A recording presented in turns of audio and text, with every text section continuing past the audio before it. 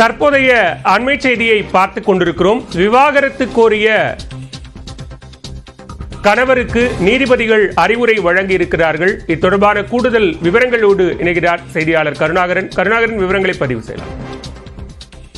பாலவேல், அதாவது கடூரை சேர்ந்த கணவன் மனைவி இந்த மனைவி ஒழுங்காக வீட்டில் வேலை பார்க்கவில்லை. மேலும் ஆபாச படங்களை பார்க்கிறார். எனவே விவாகரத்து வேண்டும் என்று கரூர் குடும்ப நல நீதிமன்றத்தில் மனு தாக்கல் செய்திருந்தார். இந்த மனுவை நீதிபதி ஏற்கவில்லை. இந்த நிலையில் கரூர் நீதிமன்றம் வழங்கிய உத்தரவை ரத்து செய்து எங்களுக்கு விவாகரத்து வழங்க வேண்டும் என்று கணவர் உயர்நீதிமன்றம் மதுரை கிளையில் மனு தாக்கல் செய்திருந்தார். இந்த மனு நீதிபதிகள் GR சுவாமிநாதன் மற்றும் பூர்ணிமா அமர்வில் விசாரணைக்கு வந்தது.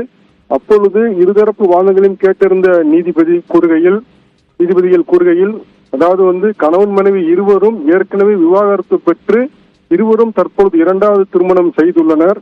மேலும் கணவர் மனைவி மீது கூறும் குற்றச்சாட்டுக்களான மனைவி ஆபாச படம் பார்க்கிறார். மேலும் வீட்டு வேலையை ஒழுங்கா செய்வதில்லை, மாமியார் மருமகளை மதிப்பதில்லை உள்ளிட்ட பல குற்றச்சாட்டுகளை கூறியுள்ளார். இது விவாகரத்துக்கு ஏற்கக்கூடியதல்ல.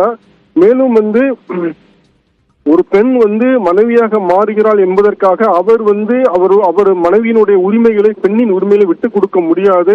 எனவே மனுதாரர் கூறும் குற்றச்சாட்டுகள் விவாகரத்துக்கு உகந்ததாக இல்லை என பல்வேறு கருத்துக்களை தெரிவித்து அந்த கணவர் தாக்கல் செய்த மனுவை தள்ளுபடி செய்து உத்தரவிட்டுள்ளார். பாலவேல், விவரங்களுக்கு நன்றி கருணாகரன்.